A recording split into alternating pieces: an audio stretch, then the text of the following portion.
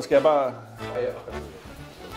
Hej, Michael Madsen, dansk, gift, 2 børn, bor på Jysneshalvøen. Uddannelse er jeg uddannet vinkender fra Danmark. Jobbede 10 år som sommelier på forskellige restauranter. Men de sidste 15 år har jeg jobbet med forsikring i forskellige roller her i Kristiansand. Og nu skal jeg heldigvis prøve noget nyt og certificere mig som bankrådgiver. Mat, vin, desværre. Eller nej, mat og vin er en veldig stor interesse for mig. Så er jeg fodboldtræner i Gimletroll for 40 gutter på 10-11 år.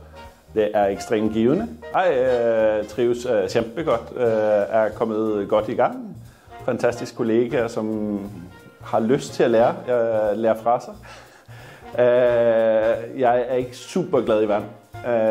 Stranden er fin, men skal jeg hoppe i fra bryggekanten, så ligger jeg helst og har sokker på. Og så er spørgsmålet hvorfor, og det er jo fordi, at hajerne kommer og spiser mig.